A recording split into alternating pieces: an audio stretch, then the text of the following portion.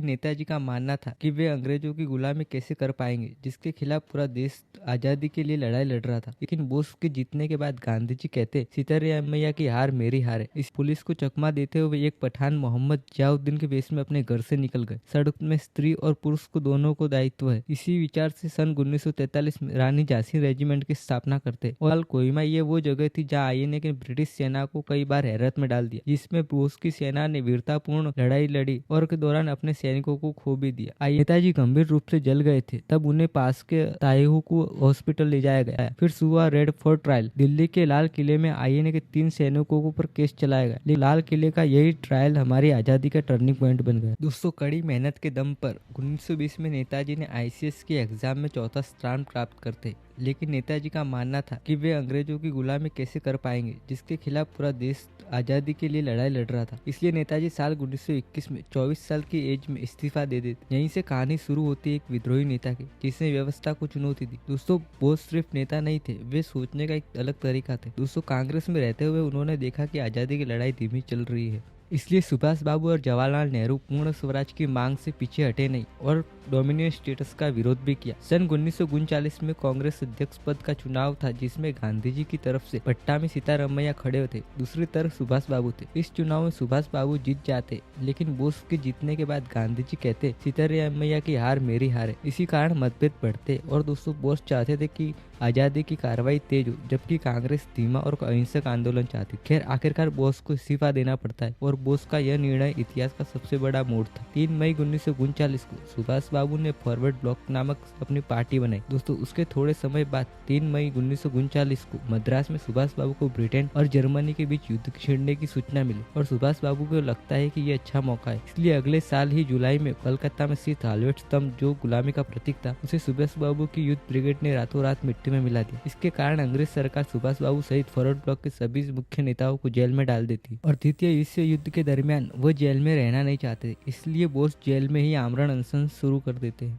हालात खराब होने के कारण उन्हें उनके घर में नजर कैद कर देती है और पुलिस का कड़ा पहरा बिठा दिया। लेकिन दोस्तों, बोस कोई आम नेता नहीं थे, इसलिए नजरबंदी से निकलने के लिए उन्होंने सुभाष बाबू ने एक योजना बनाई। 16 जनवरी 1941 को पुलिस को चकमा देते हुए एक पठान मोहम्मद जियाउद्दीन के वेश में अपने घर से निकल गए। सड़कों से लेकर सीमा तक कई देशों को पार करते हुए वे जर्मनी पहुंचे। दोस्तों, दुनिया जल रही थी और बोस इस युद्ध को भारत की आजादी के लिए मौका मानते थे। उन्होंने जर्मनी और जापान दोनों से संपर्क किया, क्योंकि ये वह देश थे जो ब्रिटिश साम्राज्य के सबसे बड़े विरोधी थे। बोस रणनीति साफ थी, दुश्मन का दुश्मन दोस्त होता है। दोस्तों, द्वितीय विश्व युद्ध छिड़ने के बाद जापान भारतीय युद्ध बंदियों को पकड़े थे। इसे बाद में रासबिहारी बोस ने मार्च 1942 में इंडियन इंडिपेंडेंस लीग की स्थापना की। जून 1942 में लीग दूसरे सम्मेलन में सुभाष बाबू को अध्यक्ष नियुक्त करने के लिए निर्णय लिया। यह आईएनए लीग की सैन्य शाखा थी। 1943 में सिंगापुर पहुंचे, तब वह हजारों सैनिक ने एक साथ नारा लगाया, नेताजी जिंदाबाद, और यहीं से बोस बन गए आईएनए के सर्वोच्च नेता। 5 जुलाई को बोस ने दुनिया को आईएनए के अस्तित्व के बारे में बताया। 4 जुलाई 1943 को बोस ने मंच पर खड़े होते और कहते, तुम मुझे खून दो, मैं तुम्हें आजादी दूंगा। ये सिर्फ एक नारा नहीं था, ये उस दौर का सबसे शक्तिशाली वचन था और हजारों भारतीयों ने उसी पल अपना जान, अपना करियर, अपना परिवार, सब कुछ भारत के नाम कर दिया। दोस्तों, उस आईएनए एक सेना से बढ़कर एक आंदोलन बन चुका था। दोस्तों, नेताजी का मानना था कि स्वतंत्रता का संघर्ष में स्त्री और पुरुष को दोनों को दायित्व है। इसी विचार से सन 1943 में रानी झांसी रेजिमेंट की स्थापना करते और इसकी कमांडर बनती है कप्तान लक्ष्मी सहगल। इस रेजिमेंट की महिलाएं ब्रिटिश सेना के डटकर सामना करने के लिए और कठोर ट्रेनिंग लेती है। मरुस्थल, जंगल, समुद्र, कहीं भी इन महिलाओं ने सिद्ध किया कि त्याग, साहस और देशभक्ति की सीमा नहीं होती। वे बंदूकों के साथ मोर्चों पर डटी रही और दुश्मनों से भी लड़ी भी, और यही रेजिमेंट दुनिया भर में भारत की असली भावना का प्रतीक बन गई। 1944 में बोस ने एक नया नारा देते, चलो दिल्ली। दोस्तों, आईएनए मलेशिया, बर्मा होते हुए भारत की सीमा और बढ़ना शुरू किया।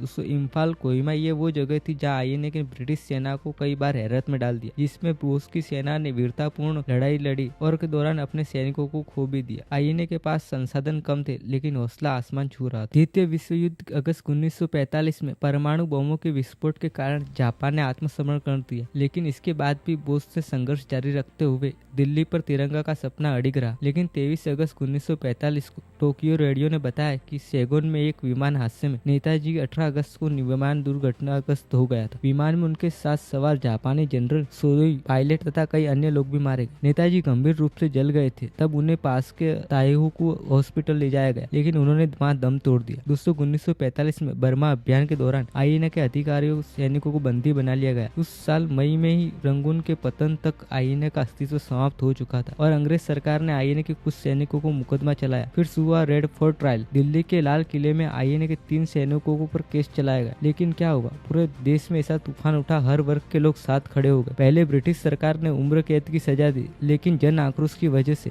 सहगल, ढिल्लन और शाहनवाज जैसे वीरों की सजा ब्रिटिश सरकार ने माफ कर देती है। दोस्तों, लाल किले का यही ट्रायल हमारी आजादी का टर्निंग पॉइंट बन गया। दोस्तों, आईएनए युद्ध हार गई, लेकिन लड़ाई जीत गई। कैसे? क्योंकि उन्होंने भारतीयों को यह एहसास दिलाया कि वे गुलाम नहीं बल्कि स्वतंत्रता के हकदार है। बोस की सोच थी कि आजादी भीख में नहीं मिलती, उसे छीनना पड़ता है। और आज जब भी कोई ये पूछता है कि आजादी की कीमत क्या होती, तो बोस और आईएनए का नाम सबसे पहले लिया जाता है।